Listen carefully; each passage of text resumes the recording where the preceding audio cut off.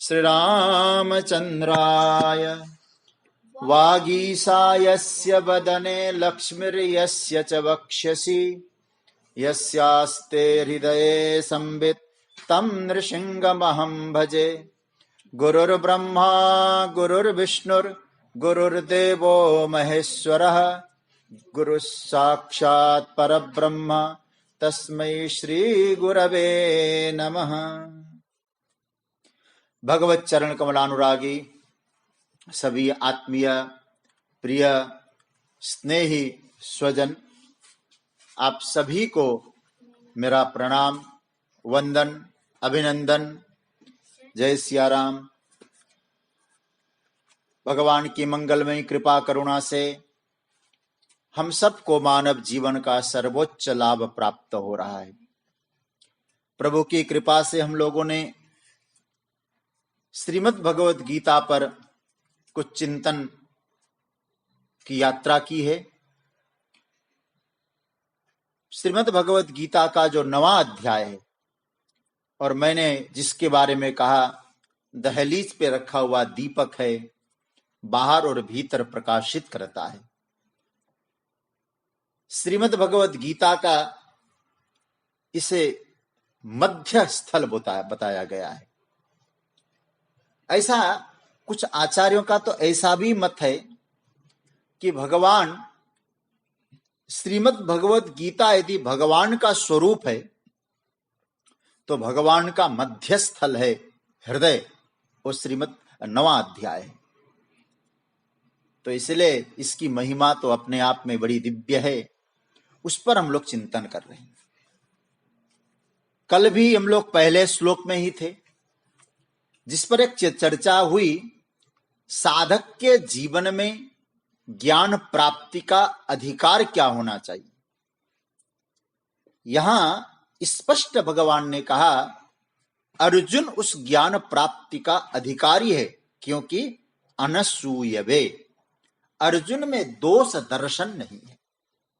दोष दृष्टि जब हमारी वृत्ति में न हो तो समझ लेना यदि अब ज्ञान का जो प्रवाह है वो हमारे हृदय तक पहुंचेगा। तो भगवान कहते तो ज्ञान का अधिकारी। अब आगे थोड़ा सा बढ़ेंगे, पहले केवल पाठ करते हैं, बड़ा आनंद आएगा। पहला ही श्लोक पर हम लोग चिंतन की यात्रा में रहेंगे आज, और थोड़ा आगे भी बढ़ेंगे। इदं तुते गुह्यतमं प्रवक्ष्याम्यनसूयवे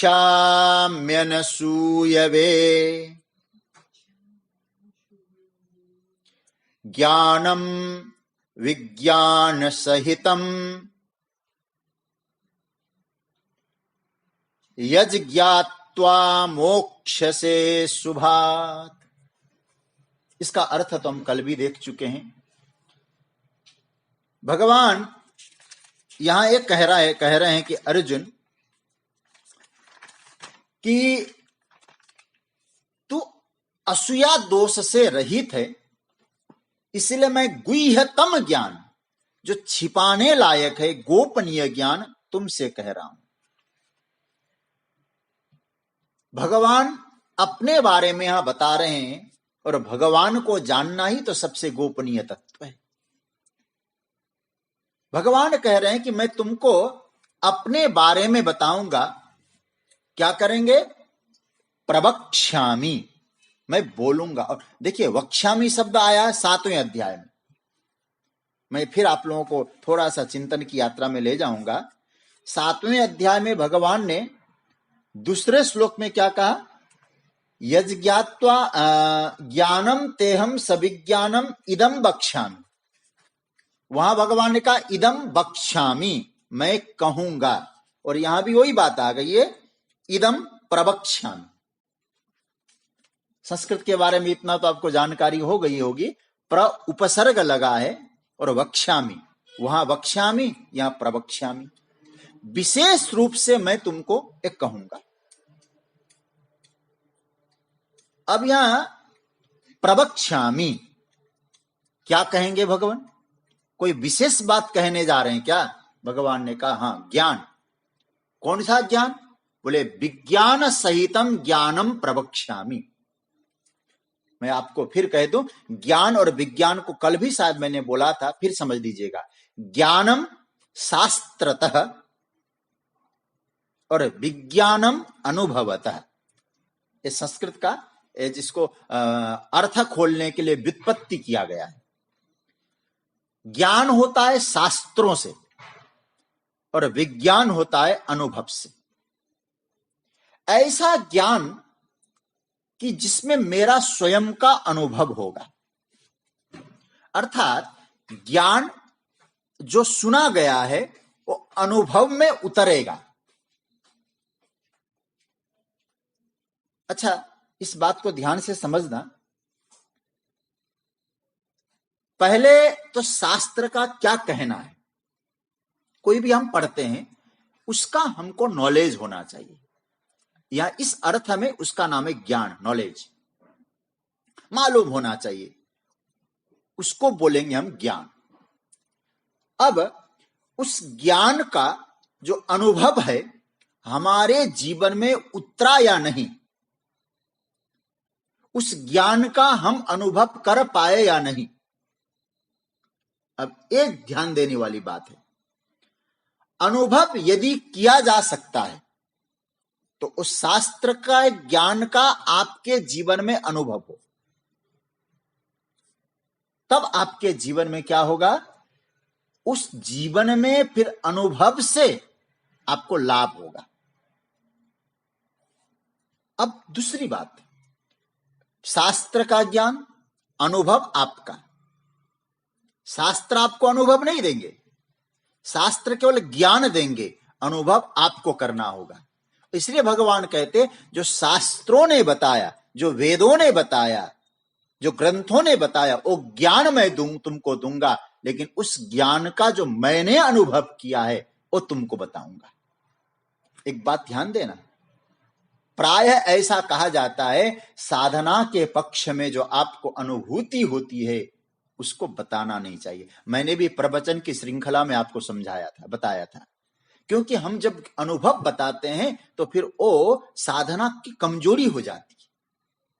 लेकिन भगवान यहां गुह्यतम शब्द का प्रयोग करके कहते हैं शास्त्रों के चिंतन से जो मैंने अनुभव किया है वो अनुभव तुम्हारे सामने शेयर करूंगा। तो आप जरा सोचिए, भगवान का अनुभव कोई साधारण अनुभव होगा क्या? श्री कृष्ण परमात्मा ने जो शास्त्रों से अनुभव लिया है वो आपको बता रहे हैं। पर एक बात समझने जैसी बात है, ठीक है, शास्त्रों का ज्ञान, अनुभव अपना, फिर एक बात और समझना, अनुभव यदि किया जा सकता है तो कब किया जा सकता है, आज करेंगे या बाद में करेंगे। अब और ध्यान से समझ लीजिएगा, ज्ञानम विज्ञान सहितम बड़ा महत्वपूर्ण सूत्र है।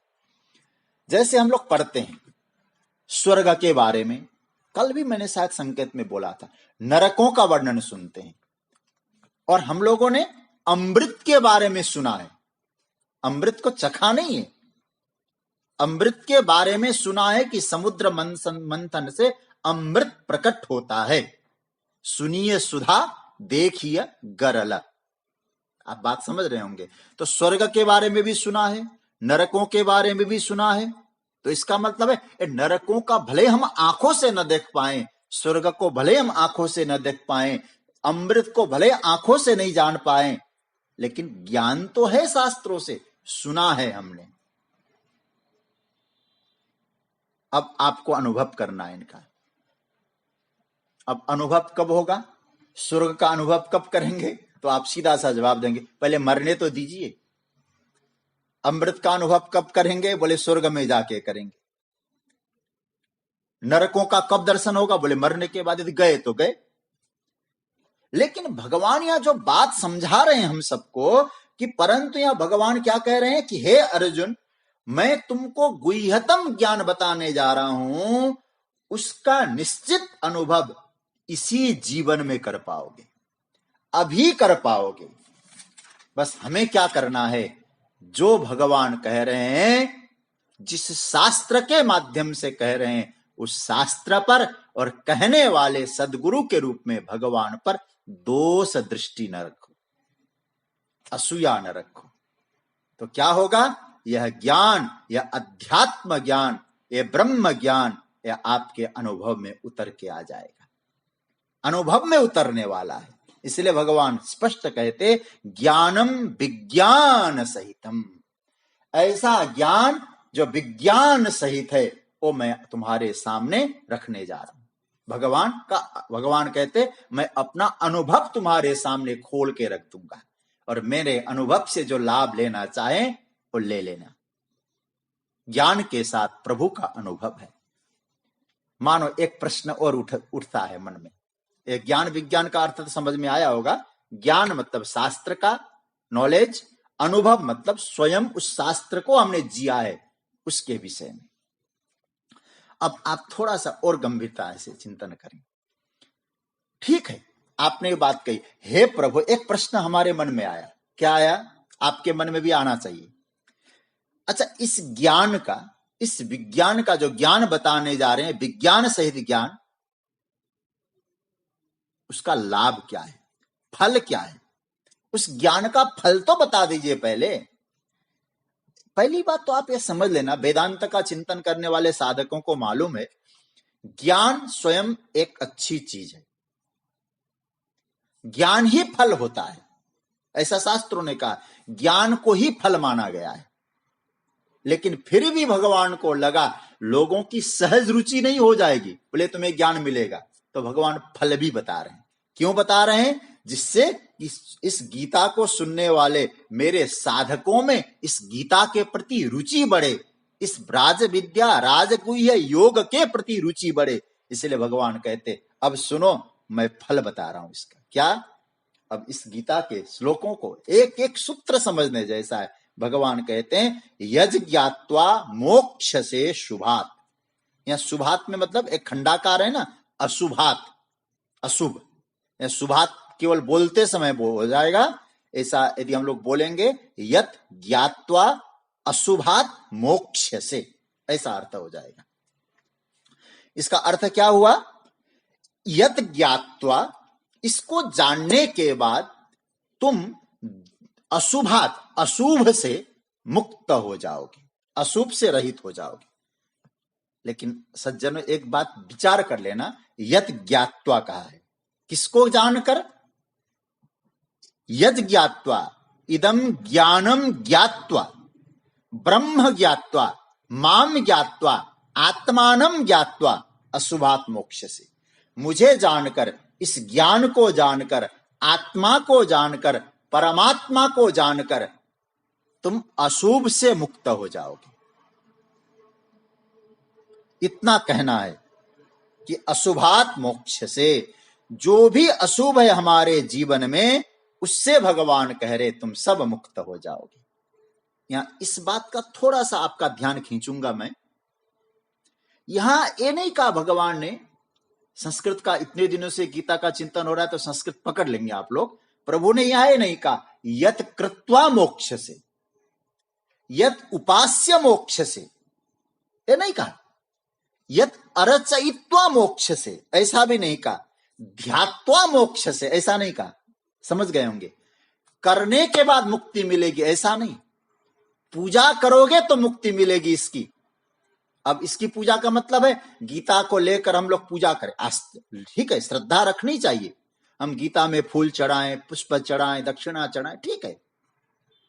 लेकिन भगवान ने कहा इस गीता को, अब गीता के ग्रंथ को आप ध्यान करें, गीता में जो ज्ञान है उसका, इससे भी नहीं। भगवान कहते इसकी पूजा करो, ठीक है, लेकिन पूजा करने से ज्ञान मिलेगा और अशुभ नष्ट हो जाएगा, नहीं।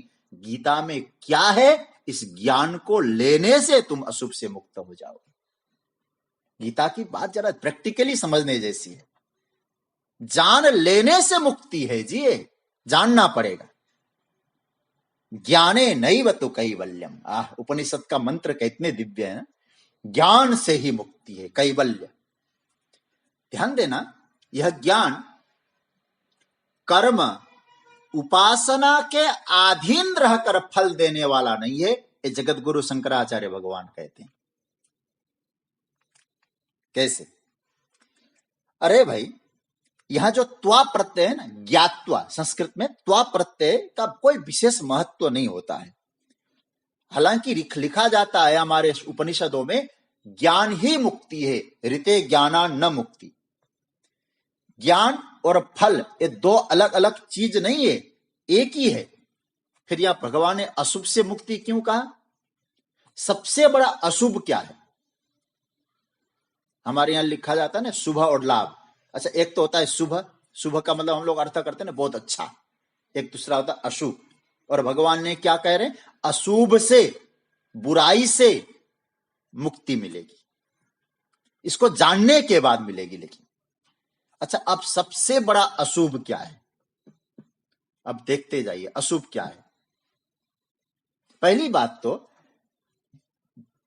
प्राय सभी आचार्यों का एक ही मत है इसमें अशुभ शब्द को लेकर। शंकराचार्य है, मध्वाचार्य है, और मधुसूदन सरस्वती जी है, महाप्रभु वल्लभाचार्य जी है। प्राय सभी आचार्यों का एक मत है, आत्मा का जीवत्व के रूप में उपलब्ध होना यही अशुभ है। हम अपने देह को आत्मा माने, यह सबसे बड़ा अशुभ है, सबसे बड़ा अशुभ। एक बार एक चर्चा आई, कहते हैं कि महात्मा जी ने अपने चेलों से पूछा कि सुनो, सबसे बड़ी निकम्मी चीज संसार में क्या है? ध्यान से सुनिएगा, निकम्मी चीज क्या है? अब भाई हम जैसे लोग वहां बैठे थे होंगे तो हम तो सोचेंगे निकम्मी चीज क्या है, निकम्मी चीज क्या है। किसी ने अपनी अपनी कहा, अपनी अपनी सोच से। एक ने कहा निकम्मी चीज ये बाहर का कचरा होता है ना, ये निकम्मी है, बेकार की चीज है। महात्मा जी ने कहा तुम्हें मालूम है एक कचरा भी उठा के बायोगैस क्या क्या आजकल बनाया जा रहा है, इसलिए गीला कचरा अलग डब्बे में, सूखा कचरा अलग डब्बे में, ऐसे व्यवस्था की जाती है। ये भी किसी काम की। और भगवान तो गीता में कहते धर्मानुकूल काम भी निकम्मी नहीं। अब आप देखते जाइए, खटमल मच्छर भी निकम्मे नहीं है, कचरा भी निकम्मी नहीं है। हमारे घर से जो रद्दियां निकलती वो भी कहां निकम्मी है, बड़ी कीमती है।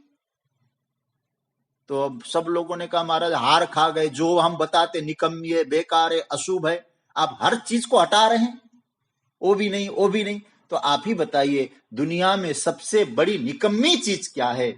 तो महात्मा जी ने बहुत अच्छा जवाब दिया, जो अपने आप को निकम्मा समझता है वही निकम्मी चीज है। अपने आप को जो कमजोर समझता है, और स्वामी विवेकानंद जी कहते हैं अपने आप को कमजोर समझना ही पाप है। भगवान यहां कहते अशुभ क्या है? अरे भाई तुम्हारे व्यापार में कोई घाटा हो गया, अशुभ नहीं, और मिर्ची और नींबू बाहर से लटकाओ सुबह हो जाएगा। गीता है नहीं कहती है। तुम्हारे घर के आंगन में, तुम्हारे घर के द्वार पे और क्या हो नींबू मिर्ची क्या लगाते हैं ना, और लगाने से तुम्हारे घर में अशुभ नष्ट हो जाएंगे, गीता ने नहीं कहा है। भगवान यहां कहते अशुभ क्या है? जो तुम हो नहीं वो अपने आप को मान लो, यही अशुभ है। हो नहीं आप तीनों कालों में शरीर हो नहीं सकते, लेकिन अपने आप को हम शरीर मान बैठे हैं, यही जीवन का सबसे बड़ा अशुभ है। इसको वेदांत में देहाध्यास कहा है। देह के प्रति आत्मबुद्धि, यही हमारे जीवन का अशुभ है। और याद रखना सज्जनों, यदि हमने मान लिया ऐसा अशुभ, तो सारे अशुभ हमारे यहां जगह बन जाएगी फिर, और सारे अशुभ आने को तैयार बैठे हैं, बोले मिल जाए कोई एक जगह हमको। और जिस दिन हमने अपने शरीर में आत्मबुद्धि रख दी तो समझ लेना वो सारे इधर उधर मंडराने वाले जो अशुभ है ना, वो हमारे पास आएंगे। फिर क्या क्या अशुभ आएगा। और जब देह मान लिया तो कर्ता भाव आ गया, मैं करने वाला हूं, फिर मैं भोगता हूं, भोगने वाला हूं, मैं विकारी हूं, मैं संसारी हूं, पाप हम पाप कर्मा हम पापात, ये सब आ जाएगा। स्वयं को देह मानो, फिर उस देह की सफाई करो। बुरा नहीं मानना सज्जनों। कई प्रकार हम कहते हैं देह में ऐसा, सफाई करना चालू कर दो। अरे मैं तो उस दिन वसीयत की मैंने चर्चा की थी ना, ये तो बहुत अच्छा हुआ। मैं तो चर्चा ही कर रहा था, मेरे पास उपलब्ध नहीं था। हमारे परम आदरणीय और प्रिय श्री कमल पोद्दार जी ने उसकी व्यवस्था कर दी। आप उसको पढ़िएगा, नहीं पढ़े होंगे तो भी पढ़िएगा।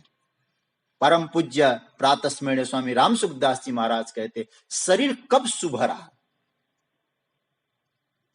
इसी शरीर को आत्मा मान रहे हैं हम, फिर देह की सफाई होगी क्या? तो इसका अर्थ क्या है? अब इस देह में रहकर देही को जानना है, देह तक सीमित नहीं होना है। आपने एक बात और समझ लेना, रस्सी को सर्प मान लिया तो आपके द्वारा रस्सी को सर्प मानने से वो रस्सी क्या सर्प हो जाएगी? नहीं होगा। अच्छा, आपने देखा और रस्सी सर्प है तो आपको लगा ये तो विषैला सांप है, इसके मुंह से तो मुझे विष निकालना है। जब आपको ज्ञान हो गया ये सर्प नहीं, ये तो रस्सी है, अब आपके मन में जो आया था इसका विष निकालना है, वो क्या उसका जहर क्या करेंगे आप? निकाल के बेचेंगे, फेंकेंगे, क्या करेंगे? क्योंकि आपके मन से सारा भ्रम उतर गया है। ये रस्सी थी, सर्प तो भ्रम था। भगवान कहते यही तुम्हारा जो शरीर है ना, इसमें आत्मा का रहना, मैं आत्मा, इस शरीर को ही आत्मा समझना, इसी प्रकार का एक भ्रम है। अज्ञान अंधकार का भ्रम है। इसलिए भगवान अज्ञान में, अंधकार में ही तो आपने रस्सी को सर्प समझ लिया। तो भगवान बहुत स्पष्ट कहते हैं यह ज्ञान उस भ्रम का निवारण करे। इस यही अशुभ है, इस अशुभ से मुक्त कर दे। अशुभाद मोक्ष से, अशुभ से मुक्ति। और जगत गुरु शंकराचार्य की भाषा देखिए। और सज्जनों, आप ठीक है कठिन लगता है, लेकिन आप यदि देखेंगे ना शंकराचार्य का भाष्य, गंभीरता से पढ़ेंगे, ऐसा लगता है कि अर्थ को खोल के आपकी हथेली पे रख रहे हैं। भगवान भाष्यकार कहते जीव भावात मोक्ष से, ये जो जीव भाव है ना, उस जीव भाव से मुक्त हो जाएगा। अपने आप को जीव समझना यही बंधन है, यही अशुभ है। और सज्जनों, ये जो जीव भाव है ना, यही संसरण कराता है। यात्रा है 84 का जो यात्रा हम लोग बोलते ना, क्या है? बोले स्वयं को जीव मान गए हम। संसार बंधनात् मोक्ष से, जीव भावात् मोक्ष से। इस मर्म को थोड़ा और अच्छी तरह समझ लीजिएगा। अच्छा, संसार का बंधन क्यों है? हम लोग जो संसार को बंधन कारक मानते हैं ना, सज्जनों, संसार के कारण बंधन नहीं है और संसार के कारण हमारी यात्रा भी नहीं है। बंधन जीवत्व के कारण है, देहाध्यास के कारण बंधन है, देहाध्यास के कारण यात्रा है। और देहाध्यास से यदि जीवात्मा मुक्त हो गया तो फिर संसार बेचारा क्या करेगा? संसार तो रहेगा, प्रलय के समय चला जाएगा, फिर प्रकट भूत्वा प्रलीयते। अब तो 8वें अध्याय में सुन चुके, संसार तो अनादि है, आएगा जाएगा। तो संसार का कोई दोष नहीं है, संसार से आपका कोई और संबंध नहीं है। संसार को बंधन कारक न समझना, बल्कि ये समझ लेना हमने अपने आप को देह समझ लिया, यही अशुभ है। संसार का विलाप नहीं करना है। संसार का विलाप करने से संसार छूटता नहीं है सज्जनों। फिर मैं तो केवल इतना करूं, रस्सी में, अभी मैं फिर उदाहरण दूंगा, रस्सी में सर्प को देखकर आप विलाप करें, क्या आपका डर छूट जाएगा? आप चिंतन करिए थोड़ा सा। आपने सर्प देखा तो आपका डर छूट गया क्या? बस क्या करना है हमको? भगवान कहते पहचान लो रस्सी को, फिर मालूम पड़ जाएगा ये सब भ्रम था, भ्रम छूट गया। भ्रम की निवृत्ति करनी है, पहचान लो कि मैं कौन हूं। जीवत्व का जो भ्रम है उसे मिटाइए। आज एक सूत्र पकड़ लेना, क्या मिटाना है? देहोस्मि, इसको तो लोप कर दीजिए, इसको मिटा दीजिए। देहोस्मि आप लिखकर प्रैक्टिकल कर लेना। देहोस्मि एक तरफ लिख लीजिए और अहम ब्रह्मास्मि एक तरफ लिख दीजिए। भगवान से पूछिए प्रभु क्या करना है? बोले ये अशुभ क्या है? ये अहम देहोस्मि, मैं शरीर हूं। आत्मा को शरीर, शरीर को आत्मा समझ लेना। फिर क्या समझना? अहम ब्रह्मास्मि, मैं परमात्मा का हूं, मैं परमात्मा का स्वरूप। ये अनुभव कर लेना, तब जीवन में अशुभ से मुक्ति है।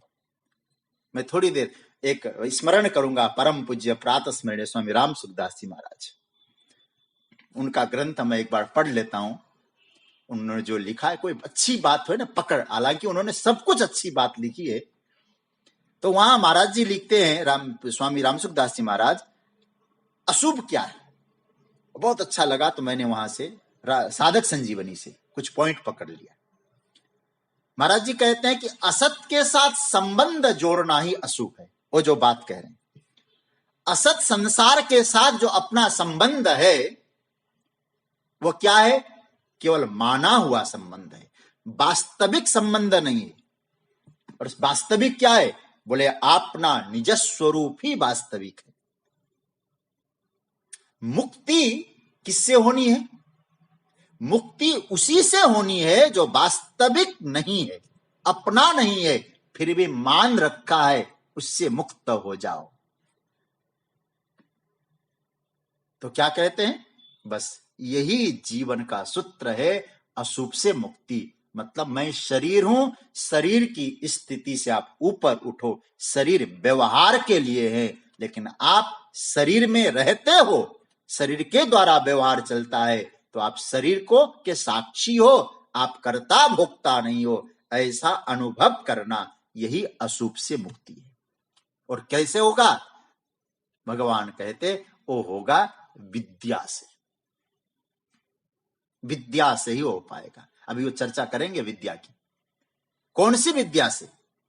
सा विद्या या विमुक्तये।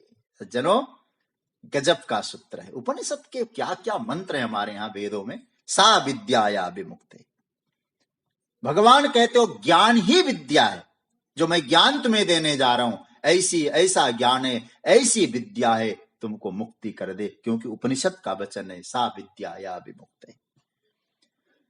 कर्म उपासना से सफलता जरूर मिलती है सज्जनों, बुरा नहीं मानना मेरी बात को। जो भी कह रहा हूं शास्त्र सम्मत बात कह रहा हूं।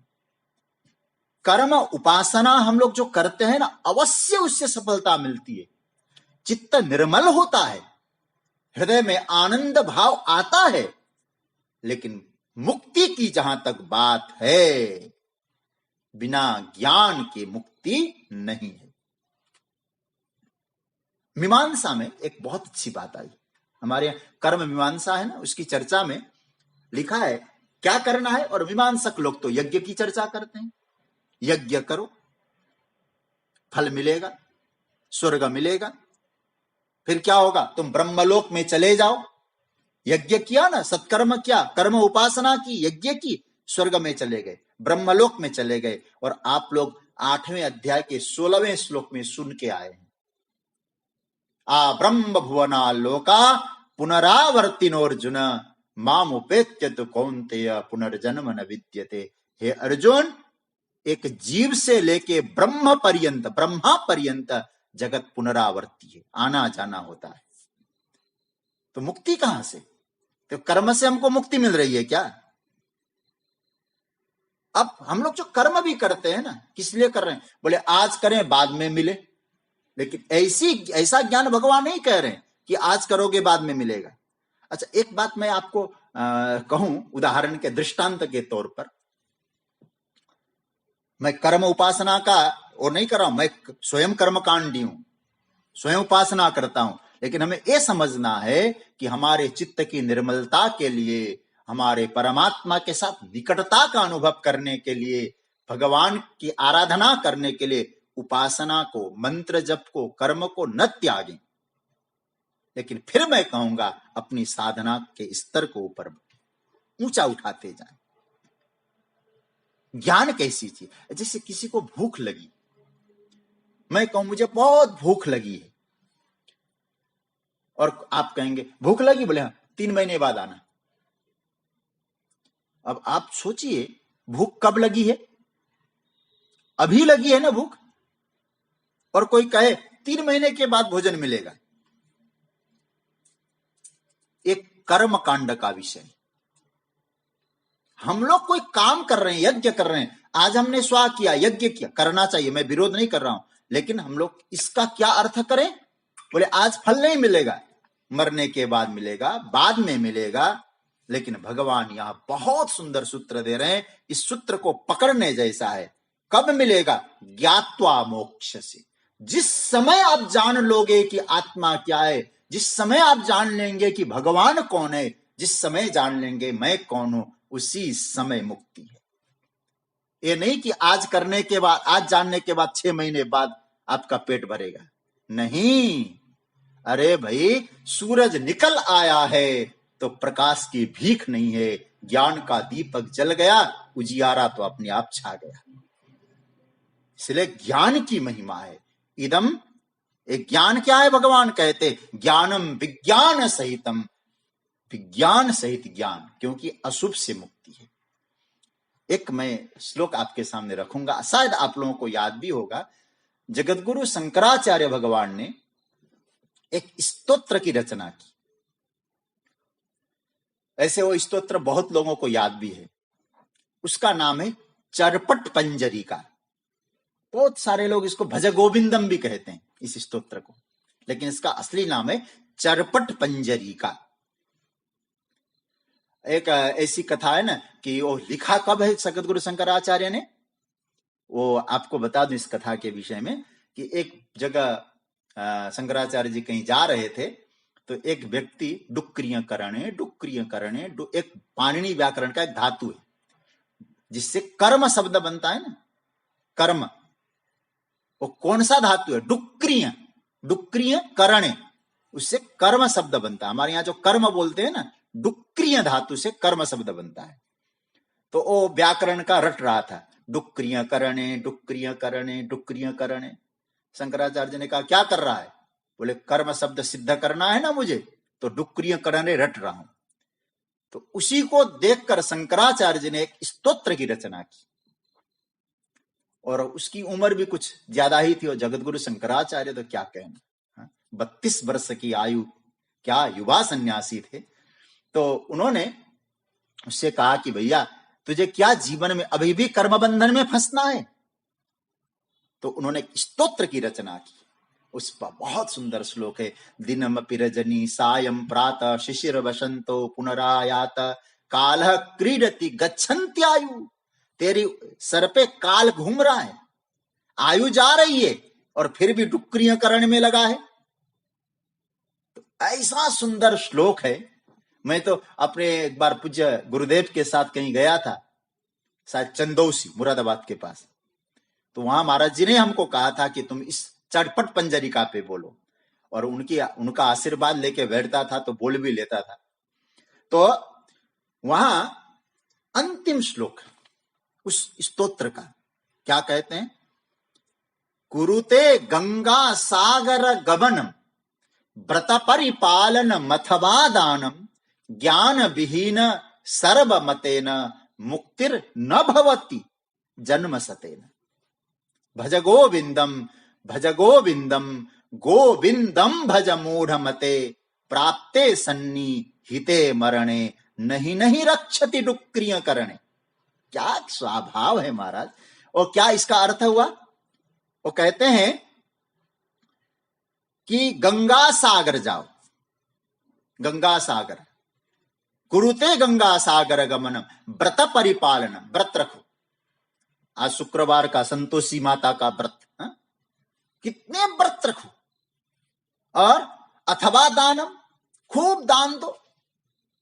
बगल में शनि मंदिर है, काले कपड़े पहने हुए उनके पास ले जाओ सारा सामान। भाई कभी कभी वाली बात ठीक है, कोई ग्रह दोष आ गए तो उसका निवारण करने के लिए हम शनि भक्त बन जाएं, ग्रह दोष का निवारण करने के लिए ठीक है। अब दूसरी आगे क्या कहते हैं? व्रत परिपालनम अथवा दानम। लेकिन जगत गुरु शंकराचार्य ने कहा अरे भैया ज्ञान विहीन, ज्ञान के बिना सर्वमतेन। एक नहीं कि केवल शंकराचार्य का मत है, आचार्य शंकर का मत नहीं है, सर्वमतेन, सारे शास्त्रों का, सारे आचार्यों का यही मत है। ज्ञान विहीन सर्वमतेन मुक्तिर न भवति, बिना ज्ञान के मुक्ति नहीं। कितने जन्म? जन्म सतेन, सैकड़ों जन्म ले लो, लेकिन यदि ज्ञान नहीं है तो भ्रमण करते रहो। किसका ज्ञान? परमात्मा का, स्वयं का। तो सज्जनों, अतः ऐसा जो ज्ञान है, ऐसी जो विद्या है, हमारे जीवन में क्या क्रांति लाती है? जिस दिन आप उस विद्या को जान गए, मोक्ष से अशुभात तुरंत काम बन जाएगा। जैसे सूर्योदय होते ही अंधकार खत्म हो जाएगा। इस ब्रह्म विद्या को, इस भगवान जो ज्ञान दे रहे हैं, उस ज्ञान को जो समझ लेगा, भगवान कह रहे देरी नहीं लगेगी, ज्ञान निकल आया, अशुभ सारा नष्ट हो गया। तुम अपने आप को जीव नहीं कहोगे, कहोगे मैं तो परमात्मा का हूं, परमात्मा मेरे हैं। ऐसा दिव्य ज्ञान परमात्मा दे रहे। इसलिए अर्जुन, जो मैं तुम्हें दे रहा हूं, कोई साधारण विद्या नहीं समझ लेना। और बोलने वाला कोई ऐरे गहरे नत्थु खेरे भी नहीं है, और कोई नोबेल उपन्यास की बात नहीं कह रहा हूं। मैं तुम्हें जो बताने जा रहा हूं, कैसी विद्या है, उस विद्या की ओर इंगित कर रहे हैं। और मुझे लगता है ये दूसरा श्लोक बड़ा सुंदर है। पहले श्लोक में शायद कोई कठिनाई नहीं आई होगी आप लोगों को समझने में, क्योंकि भूमिका थी, साधकों की स्थिति का वर्णन था, इसलिए विस्तार हुआ है। अब आइए, भगवान इस विद्या की महिमा गा रहे, जो बताने जा रहे, जो ज्ञान, उस ज्ञान की महिमा यहां ठाकुर जी बता रहे हैं। दूसरा श्लोक मैं बोलूं, फिर आप लोग बोलिएगा। राज विद्या राजगुह्यम् पवित्रमिदमुत्तमम् प्रत्यक्षावगमम् धर्म्यम्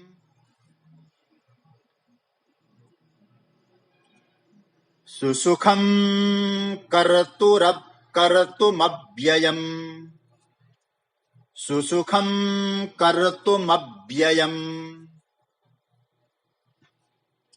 भगवान कह रहे हैं, इसका पहले अन्वय देख लीजिएगा।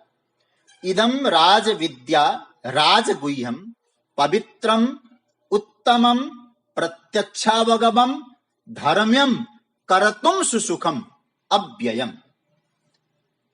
भगवान कह रहे हैं इदम राज विद्या, ये राजाओं की विद्या है, ऐसा नहीं, ये विद्याओं का जो राजा है, ये जो मैं बताने जा रहा हूं, संपूर्ण विद्याओं का राजा है। राजगुह्यम पवित्रम उत्तमम। राजगुह्यम अति गोपनीय है, अत्यधिक गोपनीय है। और पवित्रम एकदम पवित्रतम है। उत्तमम सारे वस्तुओं में, सारे ज्ञानों में श्रेष्ठतम ज्ञान है। प्रत्यक्षावगमम, इसको पाने के लिए इंतजार नहीं करना पड़ता, प्रत्यक्ष अनुभव में आने वाला है। और धर्म्यम, धर्मम मत समझना, धर्म्यम कहा, धर्म से युक्त है, धर्म के अनुकूल है। और क्या बढ़िया, क्या सुंदर, धर्म्यम के साथ क्या कहा? करतुम सुसुखम, इसको पाने में बहुत आसान है, और पाने में, इसको करने में, इसका अनुभव करने में बहुत सुख मिलता है। अच्छा, ये सब करने के बाद क्या होगा? अव्ययम, कभी क्षीण नहीं होने वाली अविनाशी विद्या है। कितनी विशेषता बताई इस विद्या की, जरा देखिए। इदम राजविद्यम, राजविद्या, ये जो विद्या है, जो भगवान जो ज्ञान देने जा रहे, ऐसा राज, विद्याओं का राजा। कितनी विशेषता है, पहले ही विशेषता एक एक नोट करने जैसा है। राजगुह्यम, अत्यधिक गोपनीय है, पहली विशेषता। दूसरी विशेषता पवित्रम, परम पवित्र है। तीसरी विशेषता उत्तमम। इस विद्या की महिमा जरा देखते जाइए, गोविंद बता रहे परम उत्तम। चौथी विशेषता प्रत्यक्षावगमम, मतलब तुरंत अनुभव में आने वाला, प्रत्यक्ष अनुभव में आने वाला, परोक्ष की वाली बात ही नहीं है। और 1 2 3 4, पांचवी विशेषता धर्म्यम, धर्म से युक्त है, धर्म के अनुकूल है। छठी विशेषता कर्तुम सुसुखम, करने में, इसको पाने में कोई कठिनाई नहीं है, ज्यादा दिमाग खपाने की भी और ज्यादा परिश्रम की भी आवश्यकता नहीं है। और अंत में क्या कह दिया, अव्ययम। ये शायद 7 विशेषता बताई, 1 2 3 4 5 6 7, और 7वीं विशेषता क्या है, अव्ययम। जो आपको ज्ञान मिलेगा ना वो अविनाशी होगा, जो मिलेगा अविनाशित्व होगा।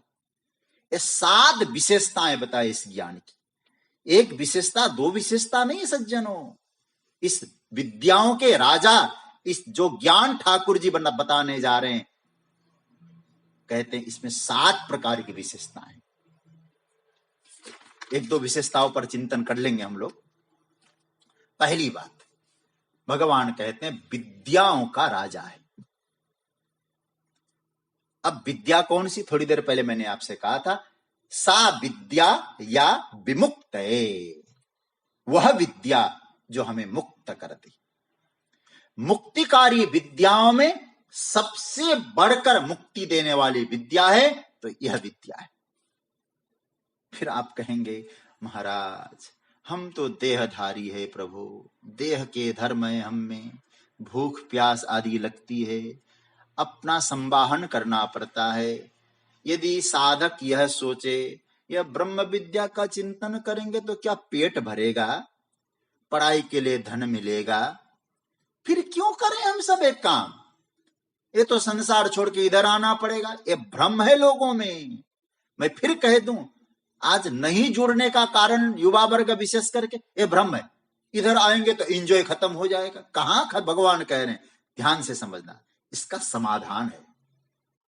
देखो योगी हो ज्ञानी हो, आपने देखा श्रीमद् भगवत गीता में कहां कर्म का भगवान ने विरोध किया है, कर्म छोड़ने की बात किसने कही है। जनक जैसे मरम ज्ञानी का उदाहरण कर्मयोग के प्रसंग में भगवान दे रहे हैं। यह विद्या पाने के बाद भी उनको मालूम है, ज्ञानियों को भी, जनक जैसे राजा को भी, कि कर्म के बिना तो शरीर चलेगा भी नहीं, कर्म होंगे, ऊर्जा पूरी लगाएंगे कर्म में। और मैंने कहा था ना 5वें अध्याय में, शायद आपने सुना भी होगा, कायेन मनसा बुद्ध्या केवलैरिंद्रियैरपि योगिना कर्म कुर्वन्ति संगम त्यक्त्वात्म शुद्ध है। खूब मन लगा के कर्म करेंगे लेकिन आत्मशुद्धि के लिए परिश्रम 100% करेंगे। हाँ, इस राज विद्या का प्रभाव क्या होगा आपके जीवन में, इस गीता में जो भगवान विद्या का ज्ञान गान करने जा रहे उसका प्रभाव क्या होगा। वहां सफलता और विफलता दोनों जब मिले इस विद्या को पाने में, आप फिर उन सफलताओं में हर्षित और विफलताओं में दुखी नहीं होंगे। आपका जीवन एक बैलेंस में बनेगा। यह विद्या आपको भीतर से प्रसन्नता प्रदान करेगी, परिस्थितियों के बीच में आपकी मनस्थिति की उज्जवलता प्रदान करेगी। यह विद्या को जो जानता है ना, वो साधक अच्छी तरह से जानता है। क्या जानता है वो साधक? इस विद्या को जानने के बाद साधक क्या जानता है? वो जानता है शरीर रचने से पहले ही प्रारब्ध रच चुका है, रचा जा चुका है। तुलसी बाबा बोलते हैं ना, प्रारब्ध पहले रचा पीछे रचा शरीर। बुरा नहीं मानना, ये संत दृष्टि है। कई बार हम लोग इस भाव को पचा नहीं पाते हैं। अब मैं आपसे पूछूं, ये तो आपने इतने दिनों से सत्संग किया है ना, अच्छा प्रारब्ध पहले निर्मित हुआ कि शरीर निर्मित हुआ? आप विचार करिएगा। इसका सीधा सा हमारे शास्त्रों का मत है कि पहले प्रारब्ध रचित हुआ, उसके बाद शरीर का निर्माण हुआ। लेकिन याद रखना सज्जनों, जिस हेतु से यह शरीर बना वह हेतु हमारे मना करने के बाद भी हमारे साथ रहेगा, रहेगा ही रहेगा। और सज्जनों एक बात और कहूं, ब्रह्मज्ञानी मरना चाहेगा तो क्या मर जाएगा तुरंत?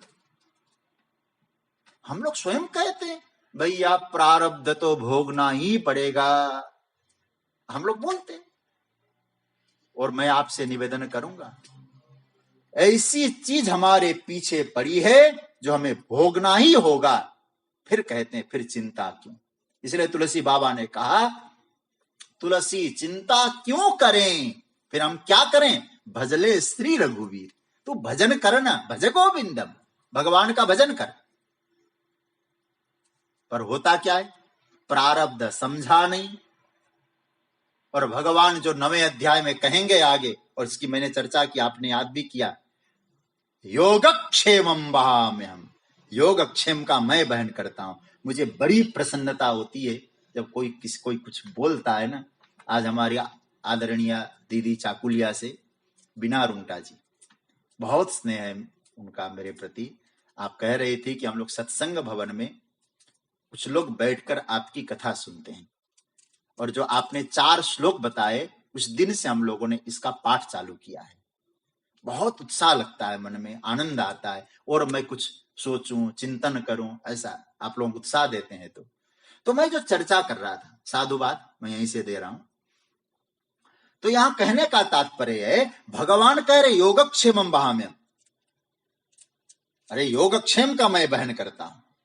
तो इसका यह अर्थ नहीं कि ज्ञानी केवल प्रारब्धवादी बन जाएगा। स्व कर्तव्य की चर्चा यहां ज्ञानी नहीं कर रहा है, लेकिन सज्जनों, ज्ञानी भक्त ये अच्छी तरह समझता है 2 चीजें, 2 क्या, एक है प्रारब्ध, एक है भगवान। एक है प्रारब्ध, एक है भगवान। प्रारब्ध में जो होगा वो निकलेगा, लेकिन मेरा परमात्मा सामने मौजूद होके कहता है, तो मेरी शरण में आ जा, योगक्षेम का बहन मैं करूंगा। आप यदि साधक हैं तो प्रत्यक्ष साधन ये सब तैयार करता है परमात्मा। बुरा नहीं मानना, आपने अनुभव किया होगा, परमात्मा के प्रति आपका दृढ़ निष्ठा है, दृढ़ निष्ठावान आप साधक है, तो आपके लिए प्रत्यक्ष साधन तैयार कर देगा भगवान, कैसे आगे बढ़ना है। मैंने तो कई बार अनुभव किया है। इसलिए भगवान कहते, यह राज विद्या आपको साधना के शिखर पर पहुंचाएगी। इसलिए ब्रह्म विद्या अशुभ से मुक्त कराती है, और अशुभ से मुक्ति कराने के बाद बीच में जो कुछ रह जाती है, ऐसा भ्रम मत पालना, सब कुछ हो जाता है। इसलिए भगवान कहते राज विद्या, क्यों, बोले राज गुह्यम, विद्याओं का राजा है। तो भगवान विशेषता बताना चालू कर रहे हैं, राज विद्या राज गुह्यम। पहली विशेषता पर हम लोग देखें, राज विद्या कैसी है, राज गुह्यम, परम गुह्यतम है। पहले श्लोक में भगवान ने क्या कहा, देखिए इस 9वें अध्याय को ही देखिए, इदम तुते गुह्यतमम। कई भगवान को लगा एक बार कहने, कई कोई चीज 2-2 बार जब बोली जाती है ना, वो बड़ा महत्वपूर्ण होता है। 2-2 बार जब कह दिया, सच सच बोलिएगा, मतलब सच बोलिएगा, सच सच बोलिएगा। अब देखिए पहले श्लोक में भी गुह्यतमम और दूसरे श्लोक में राजगुह्यम, इतनी गोपनीय तत्व भगवान बताने जा रहे। पहले श्लोक में गुह्यतमम, अब यहां राजगुह्यम। हे अर्जुन, यह जो विद्या है ना, ये परम गोपनीय है। गुह्यानाम राजा, गोपनीयों का राजा है, बिना श्रवण किए ये आपको मिल नहीं सकता। केवल आप लोग देखें कि मैंने श्रद्धा रखी है, नहीं, बिल्कुल रखना चाहिए, लेकिन आपको श्रवण भी करना चाहिए। इसका अर्थ यह हुआ, श्रवण करेंगे तो मिलेगा। अच्छा भाई, इतना गोपनीय है ना, तो हमारे आचार्यों ने इसका चिंतन करते हुए क्या उदाहरण दिया, कहते हैं सागर में मोती है कि नहीं, बोले है, लेकिन वो सागर तो दिखाई दे रहा है, मोती नहीं दिखाई दे रही। क्या करना पड़ता है, गोता लगाना पड़ता है। दूध में पानी मिला दो, पानी नहीं दिखाई देता है, दूध दिखाई देती। अब फिर कौन अलग अलग करेगा, कोई राजहंस आएगा तो अलग अलग करेगा, इसलिए राजगुह्यम। तुम भी राजहंस बनो। हंस का मतलब होता है विवेकी। आप विवेकवान बनो। कैसे विवेक मिलेगा? बिनु सत्संग विवेक न होई। ये सत्संग करो, इस विद्या को पकड़ो, आपको विवेक मिलेगा। फिर आप क्या करोगे? पानी हटाओगे, दूध मिलेगा। तो इसका मतलब पानी और दूध को अलग कर पाओगे। मूल बात यह है, जो गुप्त है वो प्रकट हो जाएगा। परमात्मा हर जगह है पर गुप्त है। ऐसी विद्या जिनके पास है वह गुप्त रूप गुप्त रूप से जो व्याप्त परमात्मा तत्व है उसको जान लेता है। सज्जनों, परमात्मा गुप्त है। ये बात यहां कठोपनिषद ने भी बहुत अच्छी तरह से कही है। कठोपनिषद का पहले अध्याय के 3री बल्ली का 12वां मंत्र बहुत सुंदर मंत्र है। इसमें लिखा, नचिकेता को यमराज कह रहे हैं, हे नचिकेता, एस सर्वेषु भूतेषु गूढ़ोत्मा न प्रकाशते दृश्यते त्वग्रया बुद्ध्या सूक्ष्मया सूक्ष्मदर्शी। ये कैसा तत्व है? परमात्मा तत्व कैसा है? बोले गूढ़ोत्मा, पूरी तरह से इतना गूढ़ है और न प्रकाशते, प्रकाशित नहीं हो पा रहा है। फिर क्या करना? दृश्यते त्वग्रया बुद्धिया, अपनी बुद्धि को विवेक बना लो, विवेक बुद्धि तैयार करो। फिर उस सूक्ष्म विवेक के द्वारा ही उस परम तत्व जो ढका हुआ है, गोपनीय है, वो प्रकट हो जाएगा। इसलिए सज्जनों, एक कैसी है, कैसी विद्या है? राजगुह्यम। एक गोपनीय से भी परम गोपनीय है। ठीक है। अच्छा, एक विशेषता राजगुह्यम। एक दूसरी विशेषता को भी हम पकड़ते हैं।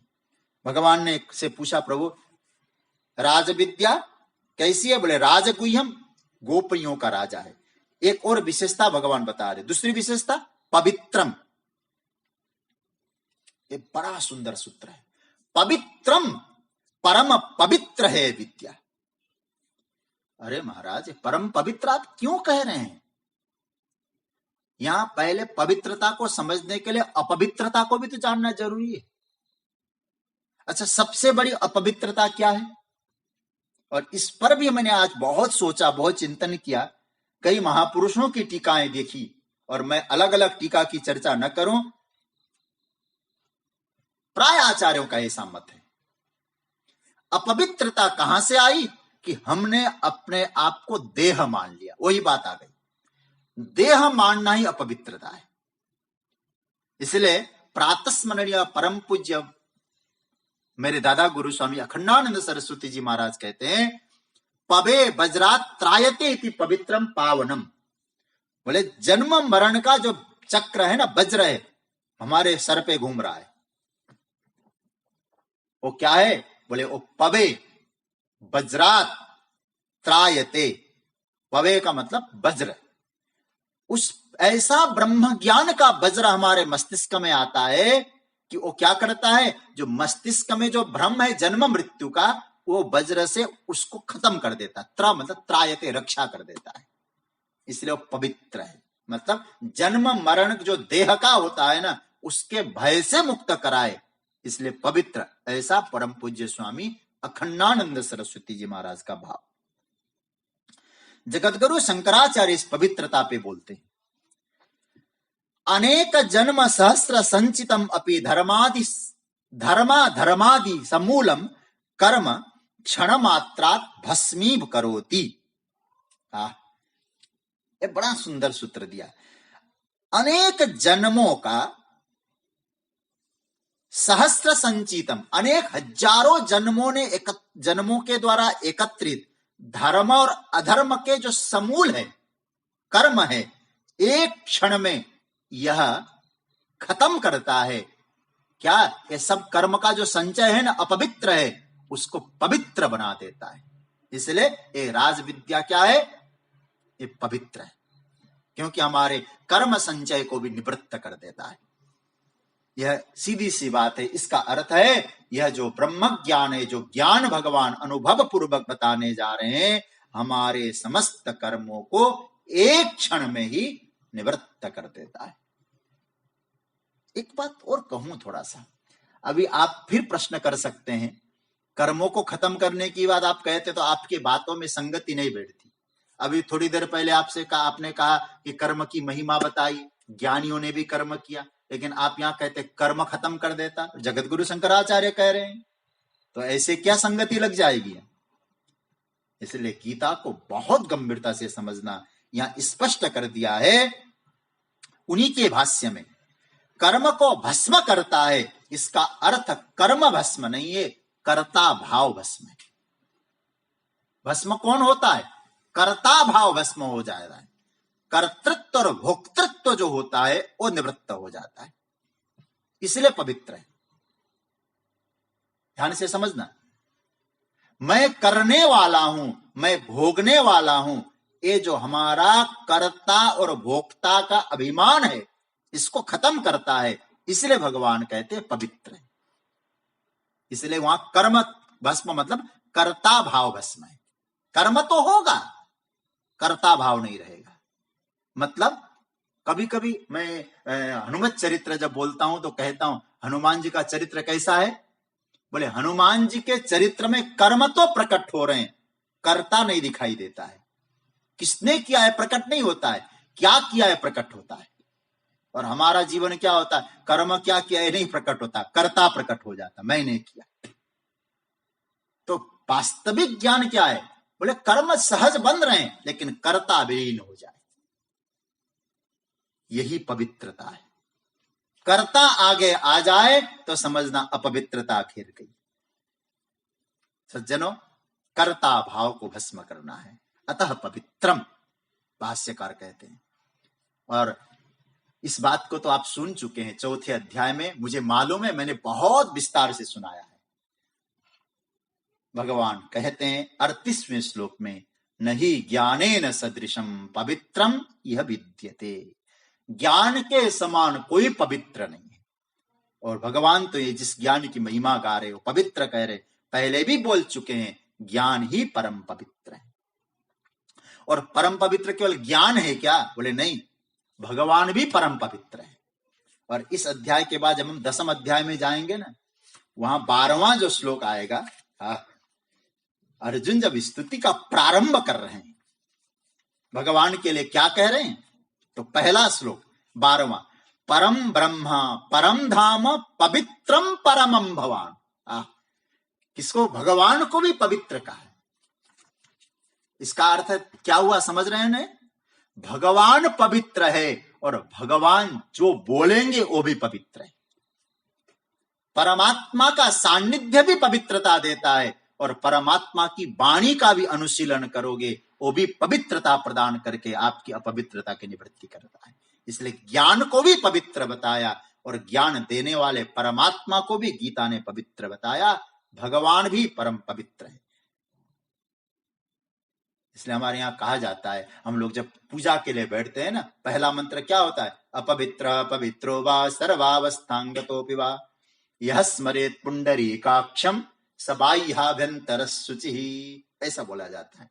तो आज हमने 2 विशेषताएं देखी उस परम ज्ञान के बारे में। भगवान जो 7 विशेषताएं बताते हैं, कौन कौन सी विशेषता फिर एक बार याद दिलाऊं मैं आपको, जिससे कि स्मरण में बैठ जाए। ये राज विद्या में क्या क्या है? पहली विशेषता नोट कर लिया होगा, नहीं किया हो तो फिर नोट करिए। राजगुह्यम फर्स्ट, पहला। पवित्रम दूसरी विशेषता। तीसरी विशेषता क्या है? उत्तमम। चौथी विशेषता प्रत्यक्षावगमम, तुरंत प्रकट होने वाला। 5वीं विशेषता धर्म्यम, धर्म से युक्त। 6ठी विशेषता सुसुखम कर्तुम, कर्तुम सुसुखम, करने में बहुत आसान है। और अंत में 7वीं विशेषता अव्ययम, परम अव्यय तत्व है। इसलिए 7 विशेषताओं से इस ब्रह्म ज्ञान को, इस भगवान के अनुभव को संभाला है। भगवान स्वयं कहते इसमें 7 प्रकार की विशेषता है। इसकी चर्चा हम लोग कल करेंगे। आज हमने 2 ही विशेषता राजगुह्यम और पवित्रम पर चर्चा की, और आगे जो 5 विशेषताओं की चर्चा है उसकी चर्चा हम लोग कल करेंगे। आज की चर्चा को यहाँ विराम दिया जा रहा है। कल हम लोग फिर आगे की चर्चा